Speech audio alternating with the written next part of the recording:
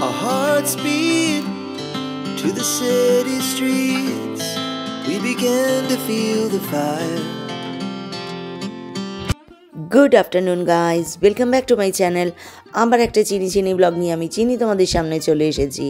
আজ আমার যাত্রাপথ Ballygunge tram depot two ধর্মতলায় যাব, অথচ ধর্মতলা দেখব না, এও কি হতে পারে? তাই জন্য ধর্মতলায় নামার পর এখানে কীরকম কি উইন্টার কালেকশন এসেছে এবছরের, সেটা তোমাদের সামনে দেখানোর জন্য। আচ্ছা, ওকে দেখে রাখবে। হ্যাঁ, তো কেন ওকে দেখাতে বলছি, অনেক কুর্তির দোকানে কুর্তি কিনলে না সাইজ পাই না। আমি যেহেতু মোটা মানুষ, ওর দোকানে কিন্তু পেলাম 50 সাইজের কুর্তি, কিন্তু 250 টাকায়। এগুলোও কি 250 টাকা কি গো? ওগুলো ফ্রক, ওগুলো কিরম রেঞ্জ আছে গো? কত?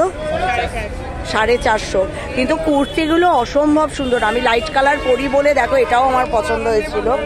সাইজ আছে, দারুণ দারুণ কালেকশন। এই যেই দেখো, এগুলো হচ্ছে ওর কুর্তির রেঞ্জ, প্রচুর আছে। কিন্তু এখানে প্লাস পয়েন্ট একটাই দেখলাম, সাইজটা পাবে। এই দেখো, আমার মতো মানুষের কিন্তু হয়ে যাচ্ছে 250 টাকার দাম, প্রচন্ড ভালো। প্রত্যেকে চলে আসবে। এই দোকানে দেখো, যত রকম দেখছো সব 200 টাকায়। দুর্দান্ত কালেকশন, পছন্দ হবেই হবে। এখানে ভিডিও করব কিনা জিজ্ঞাসা করতেই ছেলেটা বলেছিল, ম্যাম তুমি ভিডিও করো, কোনো ব্যাপার নয়।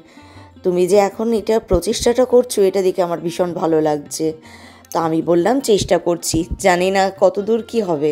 তখন বললো প্রথম যুদ্ধেই জিতে গেছো, তাই তো তোমার ফ্যামিলি সাপোর্ট, তোমার দুই পাশে তোমার 2 মেয়ে দাঁড়িয়ে আছে। পেছন ঘুরে 2 মেয়েকে দেখে ভাবলাম সত্যি কথা বলেছে তো। সব থেকে বড় অ্যাচিভমেন্ট হলো কোনো কাজ করার জন্য ফ্যামিলি সাপোর্ট ভীষণ দরকার, আর সেটা তো সত্যিই আমি জিতে গেছি। ওকে অনেক ভালোবাসা জানালাম। এখানে বাবান যখনই আসে দেখো, এই ধরনের এইগুলোতে আমার বাড়ি ভর্তি। তো আমি ধর্মতলায় এসে দাদাকে বলছিলাম, দাদা আপনি একটু পাশে আমাকে জায়গা দেবেন, আমার বাড়িতে এত আছে, আমি দোকানটা করব। তো দাদা সব থেকে ভালো কথা বললো, এই রোদ গরম বর্ষে আপনি কেন কষ্ট করবেন, আপনার যা আছে আমাকে দিয়ে দেবেন, আমি কিনে নেব। শীতের পসরা কিন্তু দারুণ এসেছে। এখানে জ্যাকেট বলো, সোয়েটার বলো, সবটুকু আছে। একটু দরদস্তর করতে হয়। এবার কি বলো তো, ওরা কিছুতেই প্রথম দিকে বার্গেনিং করতে চায় না, কিছুতেই কমাতে চায় না। কিন্তু ওই যে একটা কথা আছে, তোমার ব্যবহার তোমার পরিচয়। একটু ভালোবেসে যদি তাদেরকে অনুরোধ করো, তাহলে কিন্তু কথা রাখে। আর চারিদিকে এত চিৎকার শুনছিলাম, 100 টাকা 200 টাকার সোয়েটার। তো যাই হোক, সেখানেও কিন্তু গলা বাড়িয়েছি। এখানে হুডিগুলোও কিন্তু জানো তো বেশ রিজনেবল প্রাইসের মধ্যে, 250 300, আর বেশ ভালো। কিন্তু খুব যে একদম শক্ত তাও নয়, আবার সফট মাঝারি। তোমার এই কলকাতা শীতের জন্য কিন্তু দারুণ। আমি এখানে দেখছিলাম এগুলোর দাম আমাকে 350 টাকা করে বলেছিল, বাট কেন জানি মনে হচ্ছিল খুব সফট নয়, আবার মেয়েদের রং পছন্দ হচ্ছিল না, ফলে নিতে পারিনি। এখানে আমার হোয়াইটে যে দেখছো হুডিটা রাখা আছে, জিজ্ঞাসা করছিলাম, ওটা আমাকে হয়তো 400 টাকা দরদস্তর করে নিলে 300 টাকাতেও পেয়ে যেতাম। 250 200 300 এর মধ্যেই রেঞ্জ ঘোরাঘুরি করছে। তোমাকে একটুখানি দেখে শুনে নিতে পারলে ধর্মতলার থেকে সেরা জায়গার হয় না।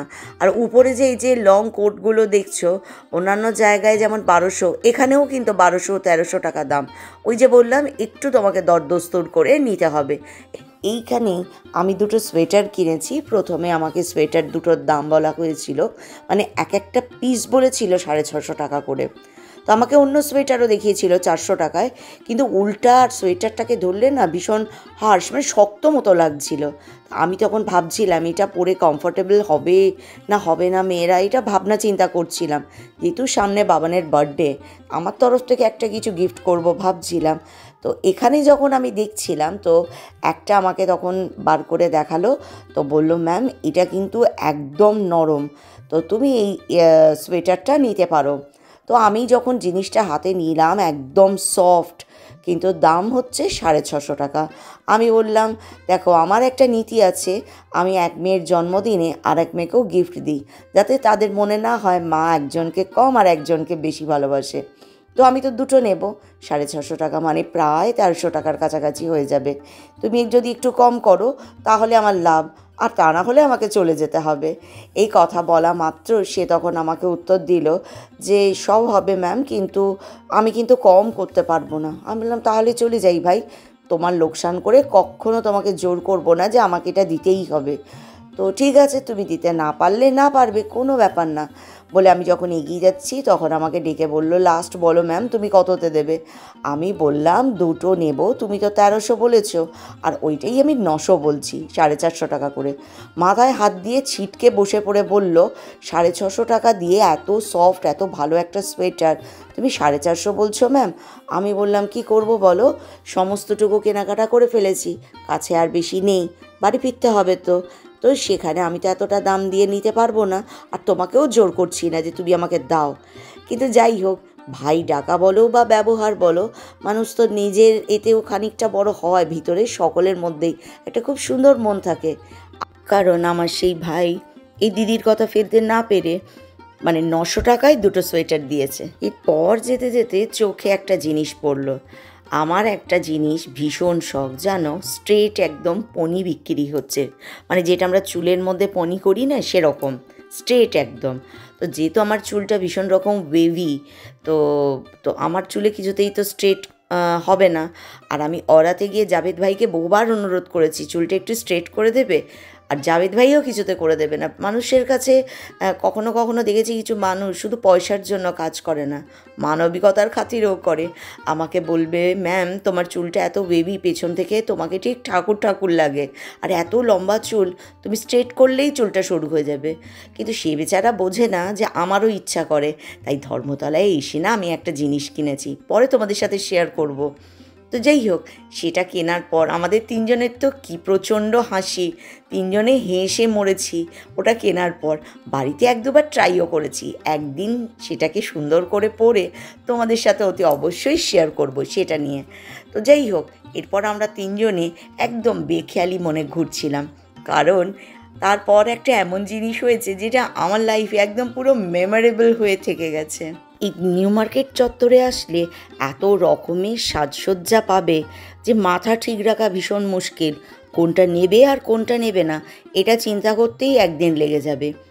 এমন অনেক খাজানা বলতে পারো এখানে আছে। এখানে পাওয়া যায় না এমন কোনো জিনিস মনে হয় নেই। এত ঘুরতে ঘুরতে একটু খিদে পেয়ে গেছিলো। এখানে খুব সুন্দর এখন বেশ ফুড কোর্ট মতো করে দিয়েছে, তো সেখানে গিয়ে অল্প বিস্তর একটুখানি খাওয়া দাওয়া সেরে ঢুকে পড়েছিলাম হগ মার্কেটের ভিতরে। হগ মার্কেটের ভিতরেও কিন্তু দারুণ দারুণ জিনিস পাওয়া যায়। একবার কখনো আসলে হগ মার্কেট দেখতে কেউ মিস করবে না। হগ মার্কেটে পাওয়া যায় না এমন জিনিস বোধহয় বাপু নেই। তো হগ মার্কেটটা দেখছিলাম, ঘুরছিলাম, আর তারপর সেখান থেকে বেরিয়ে এমন একটা জিনিস হলো, দেখতে থাকো।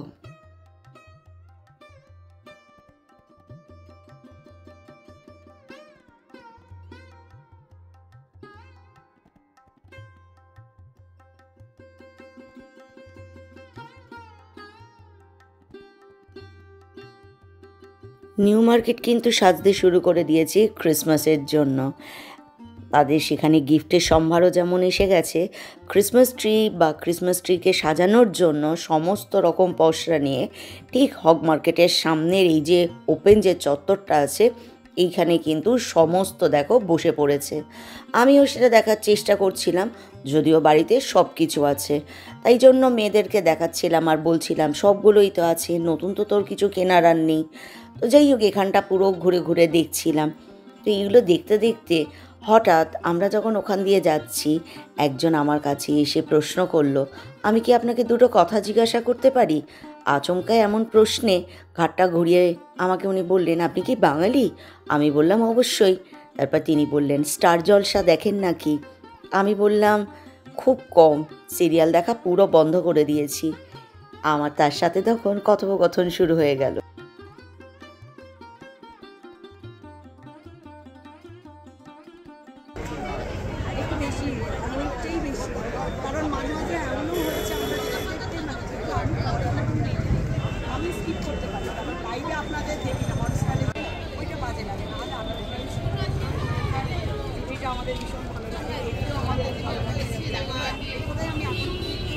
উনি বলছিলেন যদি দেখেন না তাহলে কেন দেখেন না, সিরিয়ালগুলো যদি ভালো লাগে না, তাহলে কেন লাগে না?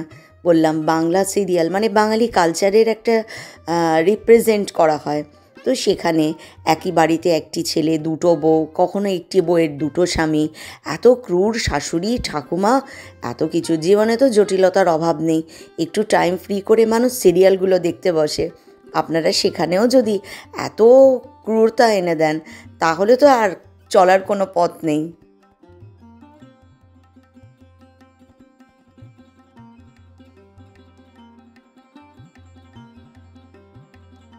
আজকের মতো ধর্মতলা ব্লগ এখানেই শেষ করলাম। কেমন লাগলো কমেন্ট বক্সে কমেন্ট করতে কেউ ভুলো না কিন্তু।